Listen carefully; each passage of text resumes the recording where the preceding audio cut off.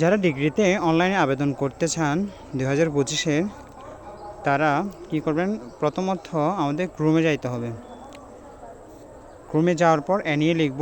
NU লেখার পর admission home একটা নাম চার্জ আছে, চার্জ ন্যাশনাল ইউনিভার্সিটি, এটাতে ঢুকতে হবে। ঢোকার পর ডিগ্রি পাস যেটা সেটাতে ঢুকে অ্যাপ্লাই নাও দেব।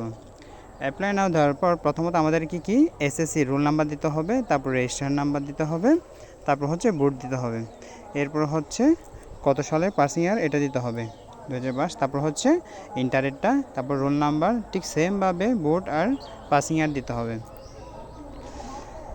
পাসিং ইয়ার দেওয়ার পর কত সালে এটা দিতে হবে, পাসিং ইয়ার দেওয়ার পর আমাদের কী করতে হবে? এরপরে দেখতে হবে, চেক করে দেখতে হবে সব কিছু ঠিক আছে কিনা, নাম সব কিছু ঠিক আছে কিনা দেখতে হবে। দেখার পর কি করতে হবে? এরপর আমাদের নেক্সট অপশন যেটা আছে নেক্সটে ক্লিক করব।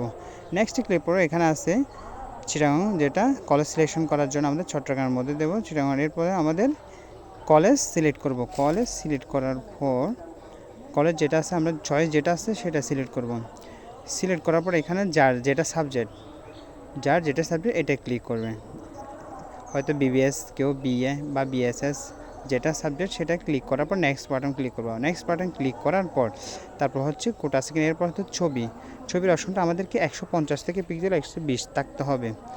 ছবি রেডি করার পর আমাদের মোবাইল নাম্বার দিতে হবে, মানে যার আবেদন তার দিলে হয়তো ভালো।